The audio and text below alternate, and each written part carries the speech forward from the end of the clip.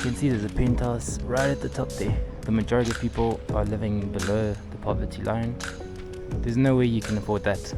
Look at this Ferrari here.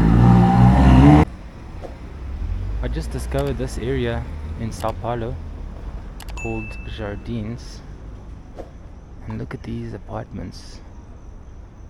These apartments are clearly for the super rich. I mean, look at this.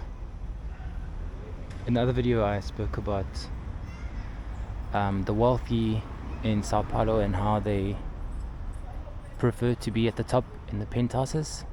This is a perfect example of apartments for the super rich in Sao Paulo. I don't know the prices of these apartments, but I wouldn't be surprised if these apartments are over $300,000-$400,000. I can see there's a penthouse right at the top there, 2-floor penthouse. Looks like a really fancy area. Let's go have a look this way. See if we can see a little bit closer to these buildings.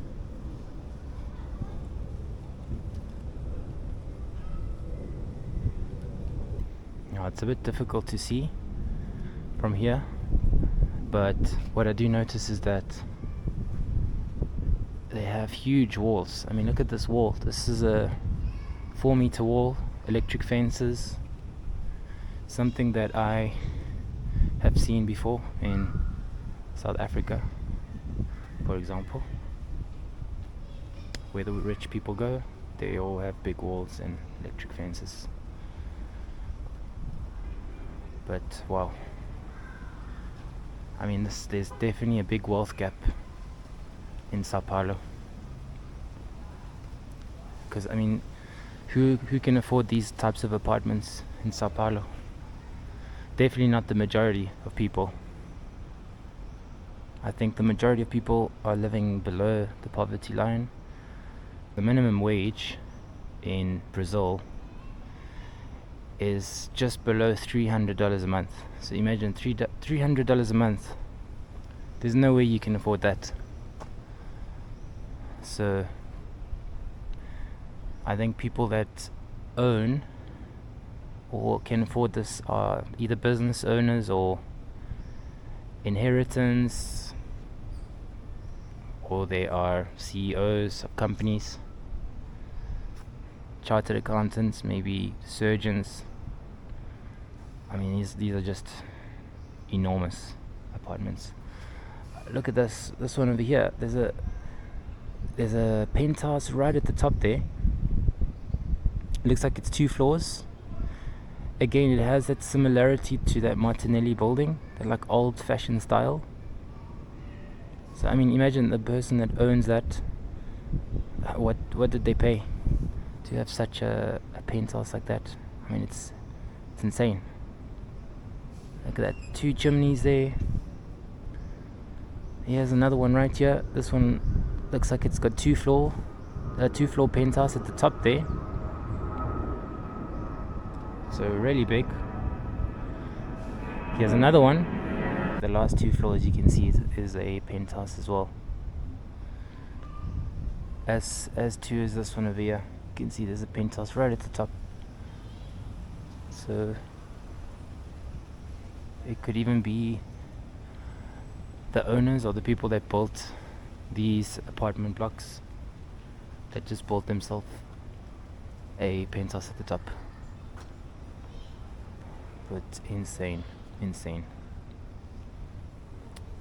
Let's go this way and see if we can see anything more before the sun goes down. So I'm back in this fancy street. Look at the entrance to one of these apartment blocks here. I mean, this looks like a hotel. It's insane. Look at this. Can't see very well, but looks absolutely insane.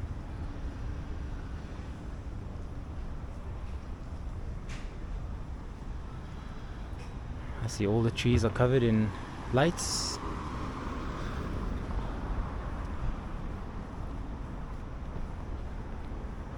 Wow, look at this building here.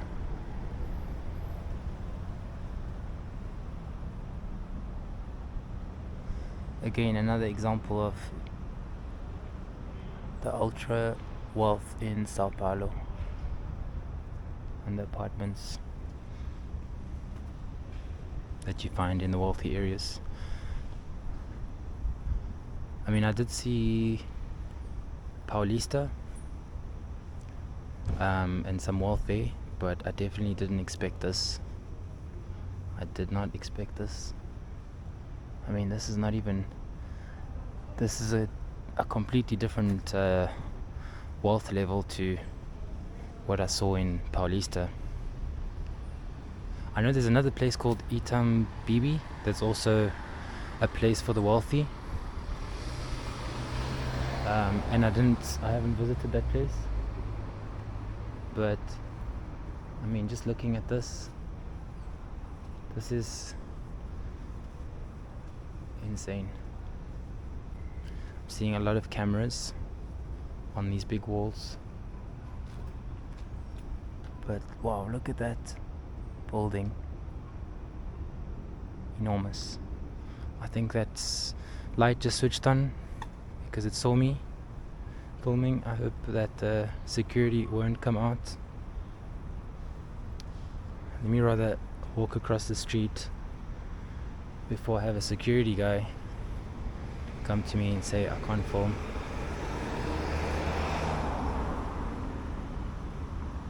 But you can just see here the scale of these buildings, these apartment blocks, all huge apartments.